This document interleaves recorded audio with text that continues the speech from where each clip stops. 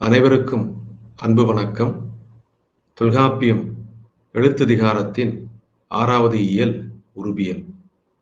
தொல்காப்பியர் உருபியலில் கூறியுள்ள செய்திகளில் நாம் கடந்த 2 வகுப்பாக உருபியலின் பொது விளக்கம் குறித்தும், குறித்துவரு கிளவி வேற்றுமை உருபுகள் நிலைமொழி உயிரீறு பெயர்களோடு புணரக்கூடிய பொது இயல்பினையும் சிறப்பு இயல்பினையும் பார்த்தோம். இன்றைய வகுப்பில் குறித்துவரு கிளவி வேற்றுமை உருபுகள் நிலைமொழி மெய்யீறு பெயர்களுடன் புணரும் பொது புணர்ச்சி குறித்தும் சிறப்பு புணர்ச்சி குறித்தும் பார்க்க இருக்கின்றோம். தொல்காப்பியர் உருபியலில் நூற்பாயன் 10 தொடக்கமாக நூற்பாயன் 22 முடிய உள்ள சூத்திரங்களில் குறித்துவரு கிளவி வேற்றுமை உருபுகள் நிலைமொழி மெய்யீறு பெயர்களுடன் புணரும் புணர்ச்சியை குறித்து விளக்குகின்றார். அங்கனம் விளக்கக்கூடிய புணர்ச்சிகளுள் முதலாவதாக தொல்காப்பியர் சொல்ல வருவது ஞ ந என் புள்ளிக்கு இன்னே சாரியை என்கிறார். அப்ப இந்த நூற்பாவுக்கு என்ன விளக்கம்? ஞ ந என்ற புள்ளி எழுத்தை ஈராக கொண்ட பெயர் சொல் குறித்துவரு கிளவி வேற்றுமை உருபுகள் நிற்க இடையில் இன்சாரியை தோன்றும் என்று குறிப்பிடுகின்றார். அதற்கு இளமுனு தருகின்ற சான்று உரிங்கினை, உரிங்கினொடு. உரின் என்ற ஞகர ஈற்று பெயர் வருமொழி ஐ என்ற வேற்றுமை உருவோடு புணர்கின்ற பொழுது இன் என்ற சாரியை தோன்றுகிறது. தோன்றி உரிங்கினை என்று புணர்கிறது. அதே மாதிரிதான் உரிங்கினோடு, உரிங்கூட்டல் ஓடு இரண்டிற்கும் இடையில் இன் சாரியை தோன்றுகிறது. உரிங்கினோடு என புணர்கிறது.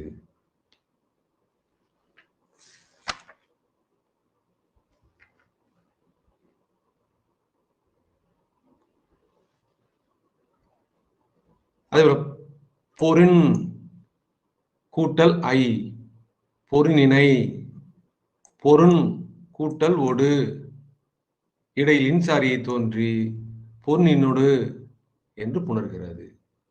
ஆக மெய்யெழுத்துக்கள் 18 மெய்யெழுத்துக்கள்ல மொழிக்கு ஈற்றில் வரக்கூடிய எழுத்துக்கள் 11, 11 மெய்யெழுத்துக்கள்ல ஞ ந என்ற புள்ளி எழுத்தில் முடியக்கூடிய பெயர் முன் குறித்துவரு கிளவி வேற்றுமை உருவாக இருந்தால் இன்சாரியை தோன்றும். எடுத்துக்காட்டு இளமுன்னு தரக்கூடியது உரிங்கினை, உரிங்கொடு, பொருணினை, பொருணொடு. உரின் என்பது உறிஞ்சுதல் என்ற தொழிற்பெயர். பொருண் என்று சொல்லக்கூடியது முதுகு என்ற பொருள் தரக்கூடியது. அடுத்து தொல்காப்பியர் சொல்லக்கூடிய மெய்யீறு பெயர்கள் சுட்டு முதல் வகரம் ஐயும் மெய்யும் கெட்ட இறுதி இயல் திரிவின்றே என்று குறிப்பிடுகின்றார். என்ன விளக்கம்? சுட்டு முதல் வகரம், சுட்டெழுத்தை முதலாக கொண்ட வகர ஈறு அ இ உ என்ற சுட்டெழுத்தை முதலாக கொண்ட வகர ஈற்று பெயர் அவ் யு உ இம்மூன்றுமே வகர ஒற்றை ஈராக கொண்ட சுட்டுப்பெயர்கள். சுட்டு முதல் வகரம், சுட்டெழுத்தை முதலாக கொண்ட வகர ஈற்று பெயர். அவை அவ் யு உ என்பன. இம்மூன்றும் ஐ தொடக்கமாக கண் முடிய உள்ள வேற்றுமை உறுப்புகளோடு புணர்கின்ற பொழுது இடையில் வற்றிச்சாரியை பெற்று வரும். எப்படிங்க சார்? ஐயும் மெய்யும் கெட்ட இறுதி இயல் திரிவின்றே என்று சொல்ற. ஐயும் மெய்யும் கெட்ட இறுதி இயல் திரிவின்று. ஐகாரமோ ஐகாரத்தான் ஊறப்பட்ட மெய்யும் கெட்டு வற்று பெற்று முடிந்த யாவை என்னும் ஐகார ஈற்று சொல் இயல்பில் திரிவின்றி வற்று பெற்று முடியும். ஐயும் மெய்யும் கெட்ட இறுதியியல் திரிவின்றே என்பதற்கு என்ன விளக்கம்? ஏற்கனவே தொல்காப்பியர் இந்த உருபியல்ல ஐகாரையிற்று வினாப்பெயர் என்று ஒன்று பார்த்தோம். யாவன் வினாவின் ஐயன் இறுதியும் ஆயியல் திரியா என்மனார் புலவர் ஆவியின் வகரம் ஐயொடும் கெடுமே. யாவன் வினாவின் ஐயன் இறுதியும் ஆயில் தெரியாது அப்படின்னு என்ன அர்த்தம்? யாவை என்று சொல்லக்கூடிய ஐகாரையிற்று வினாப்பெயர் வேற்றுமை உருவோடு புணர்கின்ற பொழுது ஆயியல் தெரியாது. எவ்வியல் தெரியாது? சுட்டு முதலாகிய ஐயன் இறுதி வற்றொடு சிவனி. சுட்டெழுத்தை முதலாக கொண்ட ஐகாரையிற்று பெயர் எது? அவை இவை உவை வேற்றுமை உருவோடு புணர்கின்ற பொழுது வற்றிச்சாரியை பெறும். அந்நிலையிலிருந்து மாறாது. யாவை என்ற வினாப்பெயரும் வருமொழி வேற்றுமை உருவோடு புணர்கின்ற பொழுது வற்றிச்சாரியை பெறும். அதே மாதிரிதான் சுட்டு முதல் வகரம் சுட்டெழுத்தை முதலாக கொண்ட வகர ஒற்றை ஈராக கொண்ட சுட்டுப்பெயர் அவ் இவ் உ என்ற பெயர்கள் குறித்தவர்களை வேற்றுமை உருவோடு புணர்கின்ற பொழுது ஐயும் மெய்யும் கெட்ட இறுதியியல் திரிவின்றே. அவை இவை உவை என்ற ஐகாரையிட்டு சுட்டுப்பெயர்கள் வேற்றுமை உருவோடு புணர்கின்ற பொழுது வற்றிச்சாரி பெற்று வரும். அதுபோல யாவை என்ற வினாப்பெயரும் வேற்றுமை உருவோடு புணர்கின்ற பொழுது வற்றிச்சாரியை பெற்று வரும். அதே மாதிரிதான் அந்த இயல்பிலிருந்து மாறாது அவ் இவ் உ என்ற சுட்டுப்பெயர்களும் குறித்தவர்களை வேற்றுமை உருவோடு புணர்கின்ற பொழுது வற்றிச்சாரியை பெற்று வரும் என்று குறிப்பிடுகின்றார். எடுத்துக்காட்டு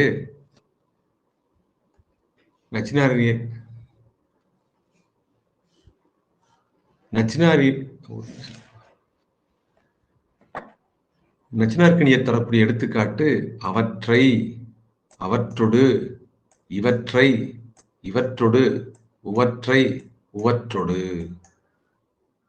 நாம ஏற்கனவே வகரத்துல முடியக்கூடிய பெயர்கள் மொத்தமே 4 என்றுதான் பார்த்திருக்கோம்.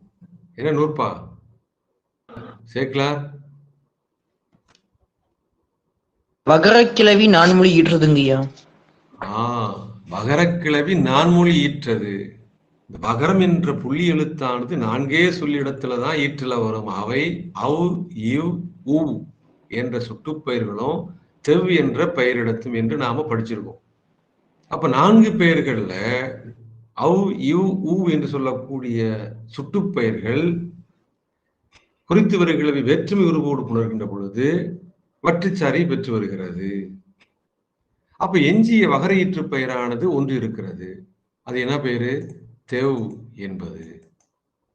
அப்ப தெவ் என்பதோடு வேற்றுமை உருவு ஐ முதல் கண் முடிய உள்ள உருவுகள் புணர்கின்ற பொழுது எப்படி புணரும் என்பதை அடுத்த நூற்பால சொல்றார். பார்த்துங்க. ஏனைய வகரம். அந்த ஏனைய வகரம் என்பதுதான் தெவ் என்ற சொல். இன்னொடு சிவனும் அவ் இவ் உ என்பன வேற்றுமை உருவோடு புணர்கின்ற பொழுது வற்றிச்சாரை பெற்று வரும். ஏனைய வகரையீற்று பெயராகிய தெவ் என்பது வேற்றுமை உருவோடு புணர்கின்ற பொழுது இன்சாரியை பெற்று வரும் என்று குறிப்பிடுகின்றார். அப்ப எப்படி புணரும்? தெவ்வினை தெவ்வினொடு. தெவ் என்பதற்கு பகை என்று பொருள். ஆக வகரையீற்று பெயர்கள் மொத்தம் 4. அவை அவ் இவ் உ தெவ் என்பன. இந்த 4னுள் சுட்டெழுத்தை முதலாக கொண்ட வகரையீற்று பெயர்கள் என்பன அவ் இவ் உ ஆகும். அவை ஐ முதலாக கண் ஈராக உள்ள வேற்றுமை உருவுகளோடு புணர்கின்ற பொழுது வற்றிச்சாரியை தோன்றும். அப்ப இங்க ஒரு கேள்வி வரும் உங்களுக்கு. சார், அவ் கூட்டல் வற்று கூட்டல் ஐ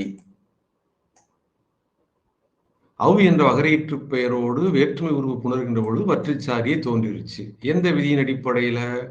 சுட்டு முதல் வகரம் ஐயும் மெய்யும் கெட்ட இறுதியில் திரிபின்றே என்ற விதியின் அடிப்படையில. சரிங்க சார். அப்ப அகரத்தோடு ஒட்டி இருக்கக்கூடிய வகரமையானது எப்படி கெட்டது என்ற ஒரு வினா வரும் பார்த்துங்க. அந்த வினாவிற்கு விடை எழுதுகின்ற பொழுது அத்தே வற்றே ஆயிரம் மொழி மேல் ஒற்றுமை கெடுதல் தெற்றன்றற்றே என்று குறிப்பிடுகின்றார். அத்து என்ற சாரியும் வற்று என்ற சாரியும் புணர்கின்ற பொழுது நிலைமொழி ஈற்றில் இருக்கக்கூடிய ஒற்றுமை கெடுதல் தெற்றன்றற்றே என்று குறிப்பிடுகின்றார். அந்த விதியின் அடிப்படையில தான் அவ் கூட்டல் வற்று கூட்டல் ஐ என்று வருகின்ற பொழுது அவ் என்பதற்கு கூடிய வகர மெய்யானது கெடும். ஏன்னா அத்தே வற்றே ஆயிரம் மொழி மேல் ஒற்றுமை கெடுதல் தெற்றன்றற்றே, அந்த ஒற்றுமை கெடுதல் தெற்றன்றற்றே வற்று என்று சொல்லக்கூடிய சாரி வருவதனால நிலைமொழி ஈற்றில் இருக்கக்கூடிய வகர ஒற்றானது கெடுகிறது. அப்ப அவற்றை என்று புணரும். என்ன சேர்க்கலார், புரியுதா? ஆமாங்க ஐயா.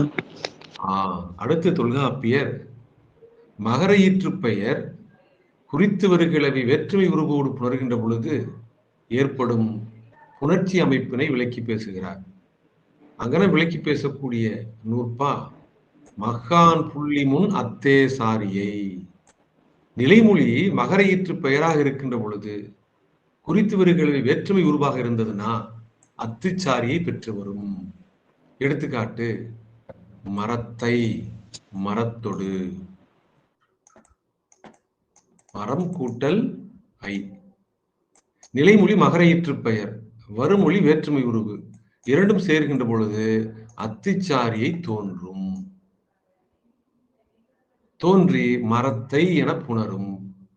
அதே மாதிரிதான் பிற வேற்றுமை உருவுகளோடு மரத்தொடு நச்சினார்க்கினியரும் எடுத்துக்காட்டு தருகின்ற பொழுது மரத்தை மரத்தொடு, நுகத்தை நுகத்தொடு, நுகம் கூட்டலை நுகத்தை அத்துச்சாரி வருகிறது. நுகத்தொடு நுகம் கூட்டலோடு நுகத்தொடு. அப்ப ஒரு கேள்வி வரும் உங்களுக்கு, சார் மரம் கூட்டல் ஐ இரண்டும் சேருகின்ற பொழுது நிலைமொழி மகர ஈராக இருப்பதனால அத்துச்சாரி வருகிறதுன்னு சொன்னீங்க. இப்ப இந்த மகரம் என்பது என்ன ஆயிற்று? மரமத்தைன்ல வரணும்.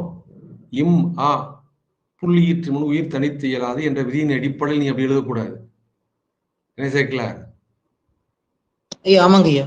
வட்டம் கூட்டல் ஐ இரண்டும் சேர்கின்ற பொழுது இடையில் அத்துச்சாரியே வருகிறது.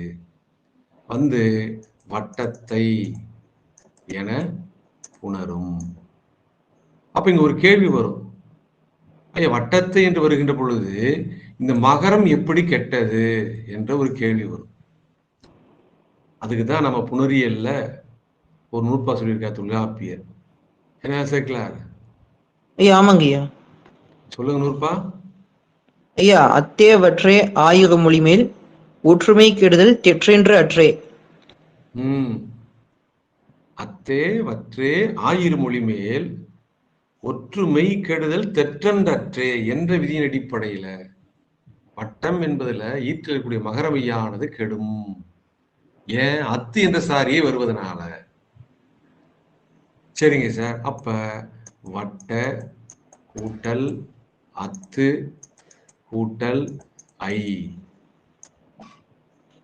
அப்ப நிலைமொழி ஈற்றில் அகரம் இருக்கிறது, வருமொழி முதல்லையும் அகரம் இருக்கிறது.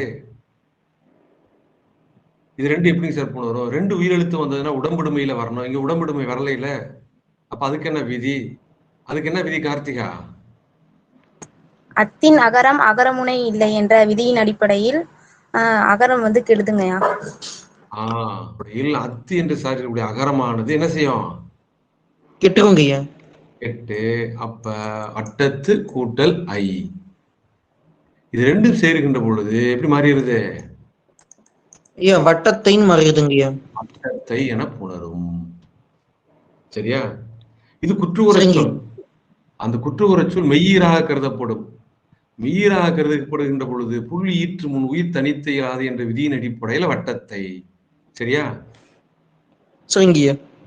இதைத்தான் நீ நன்னூல் விதியின் அடிப்படையில பார்த்தோம்னா உயிர் வரின் உக்குரல் மெய்யிட்டு ஓடும் அப்படிங்க.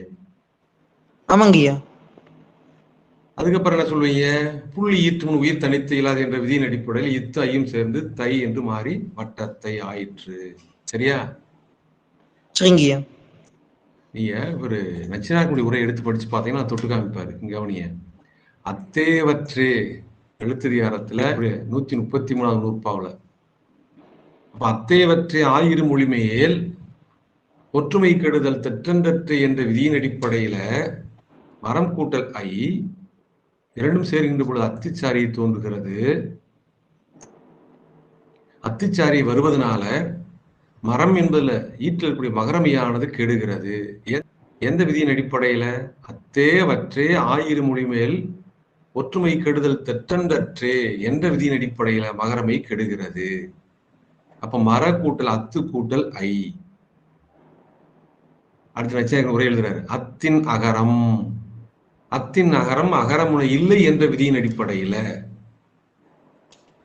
அத்துச்சாரியுடைய அகரமானது கெட்டு மரத்து கூட்டல் ஐ அதுக்கப்புறம் மரத்தை என புணரும். அதைத்தான் நச்சினார்க்கணியர் தன்னுடைய உரையில் குறிப்பிடுகின்ற பொழுது அத்தேவற்றே எழுத்ததிகாரம் 133வது நூற்பா, அத்தின் அகரம் எழுத்ததிகாரம் 125வது நூற்பா, என்பனவற்றான் முடிக்க இந்த விதியிலையும் சேர்த்து மரத்தை என்று புணரும். எடுத்த உடனே மரத்தின் வந்துடாது. இப்போ மரம் கூட்டல் ஐ புணர்கின்ற பொழுது அத்துச்சாரியை தோன்றுகிறது. என்ன விதியின் அடிப்படையில? மக்கான் புள்ளி முன் அத்தே சாரியை என்ற விதியின் அடிப்படையில. அப்ப மரம் கூட்டல் அத்து கூட்டல் ஐ எப்படி புணரும்? அத்தேவற்றை ஆயிரு மொழி மேல் ஒற்றுமை கெடுதல் தெற்றன்றற்றை என்று புணரியல்ல சொல்லியிருக்கக்கூடிய நூற்பாவின் அடிப்படையில மரம் என்பது இருக்கக்கூடிய மகரமையானது கெடும்.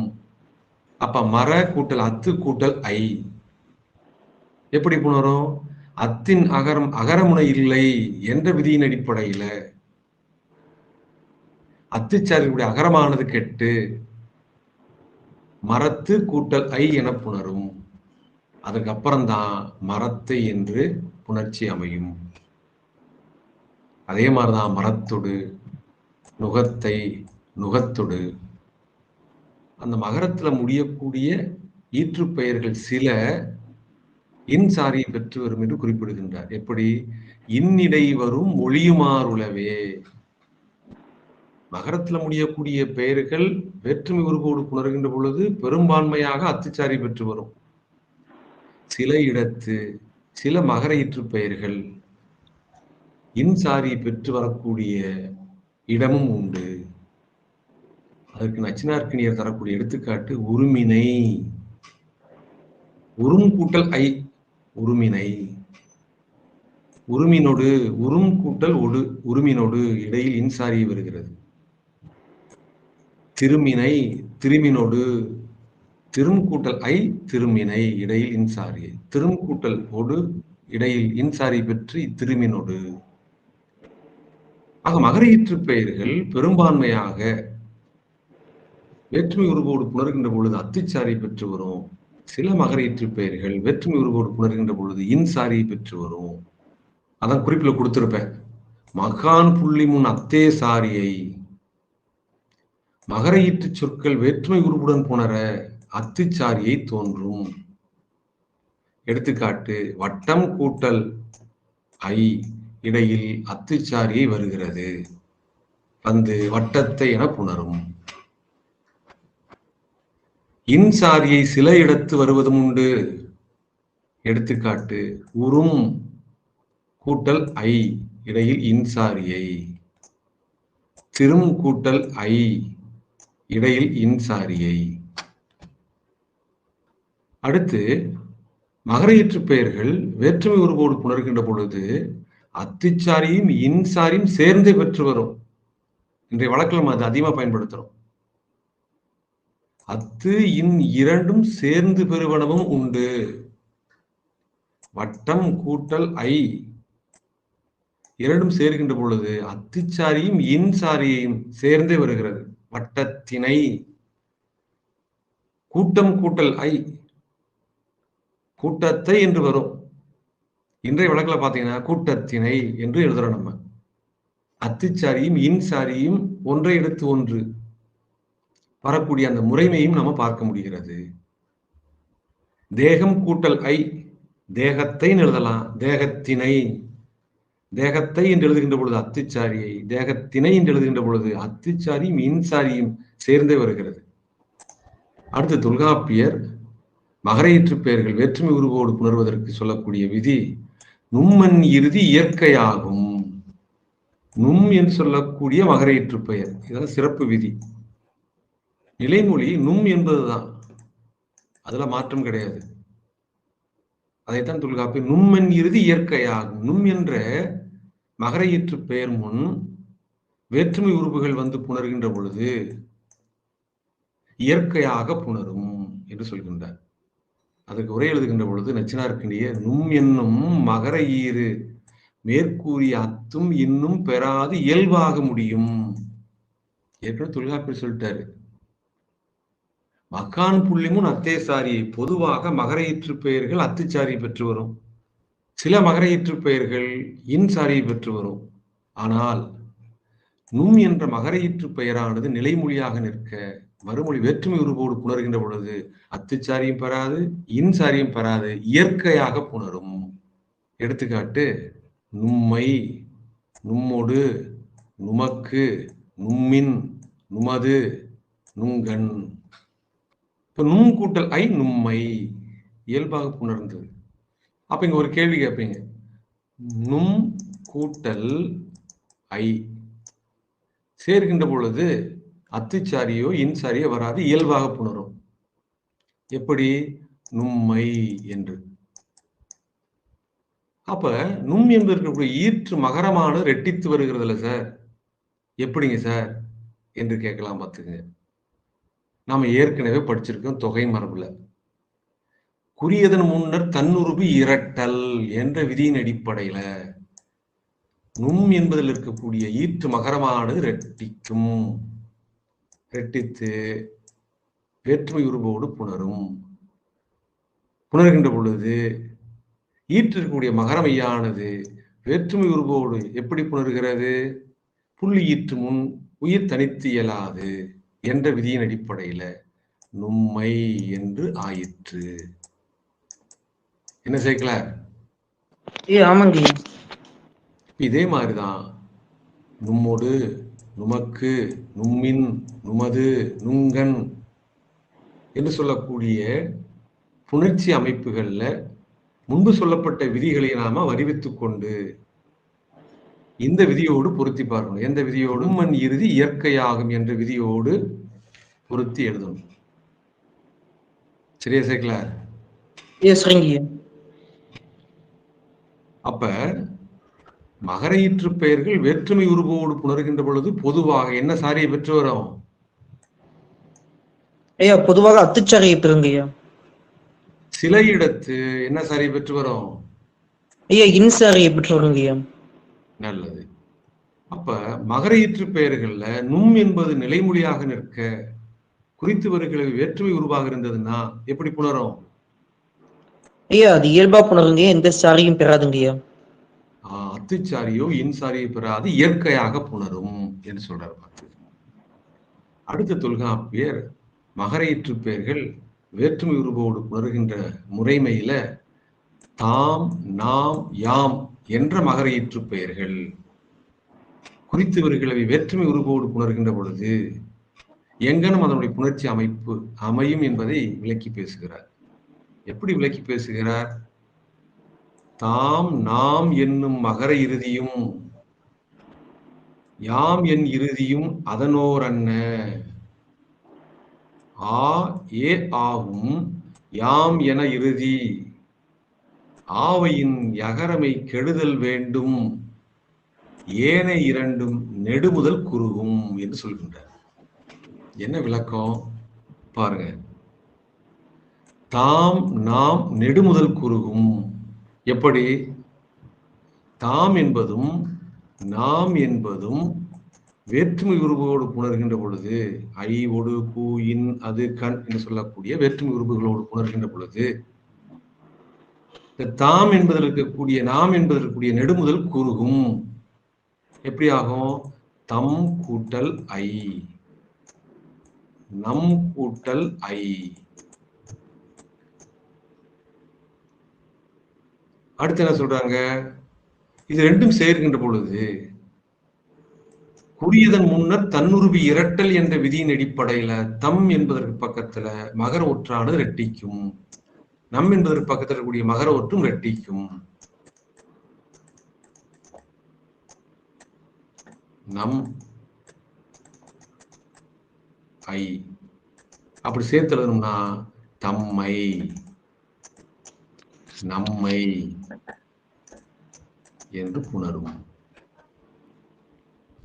இப்ப தாம் நாம் என்னும் மகர இறுதி, தாம் நாம் என்னும் மகர ஈற்று பெயரானது வேற்றுமை உருவோடு புணர்கின்ற பொழுது நெடுமுதல் குறுகும். நெடுமுதல் குறுகும் என்ற விதியின் அடிப்படையில தம் நம் என்று ஆகும். இந்த தம் நம் என்ற பெயரின் ஈற்றில் மகரமையானது ரெட்டிக்கும். என்ன விதியின் அடிப்படையில? குறியதன் முன்னர் தன்னுருவி இரட்டல் என்ற விதியின் அடிப்படையில ரெட்டிக்கும். ரெட்டித்து தம்மை எனவும் நம்மை எனவும் புணரும். அப்ப எஞ்சி ஒரு சொல் இருக்கிறதுல யாம் என்பது, அது எப்படிங்க சார் புணரும்? யாம் என்று சொல்லக்கூடியது எப்படி திரிபடையும் வேற்றுமை உருவோடு புணர்கின்ற பொழுது? ஆ ஏ ஆகும்.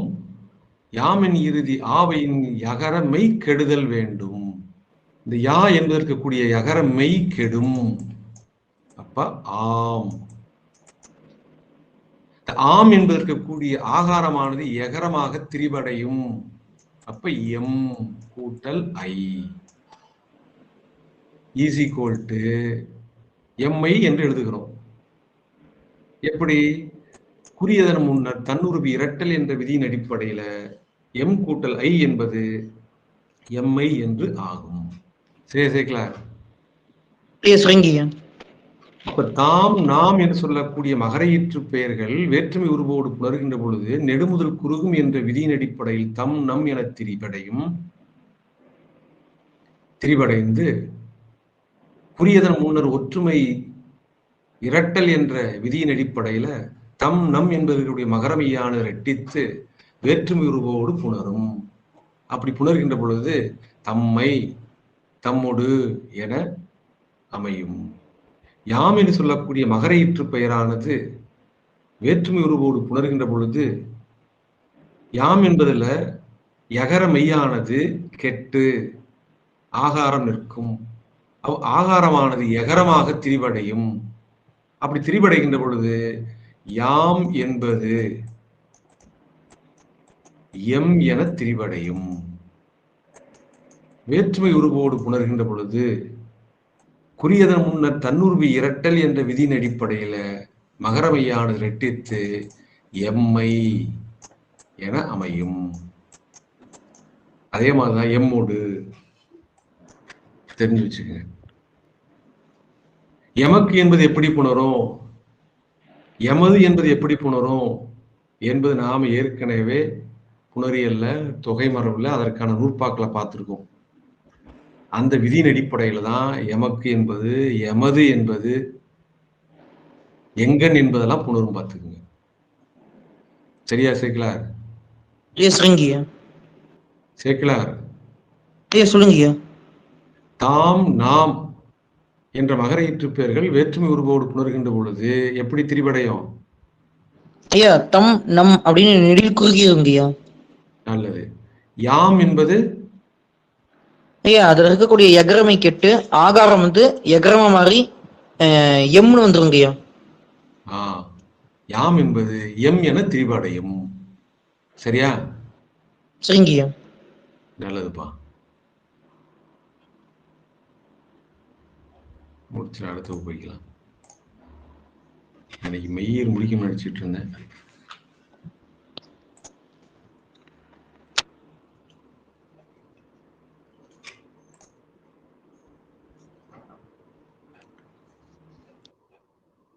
சரிங்களா?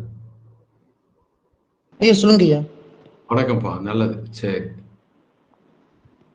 ஆக தொல்காப்பியர் குறித்து வருகிற வேற்றுமை உருவுகளோடு நிலைமொழி மெய்யீறு பெயர்கள் புணரக்கூடிய புணர்ச்சி அமைப்புகள் குறித்து பார்த்தோம். இப்புணர்ச்சி அமைப்புகள் குறித்த செய்திகளை அடுத்த வகுப்பில் தொடர்ந்து பார்க்கலாம். நன்றி, வணக்கம்.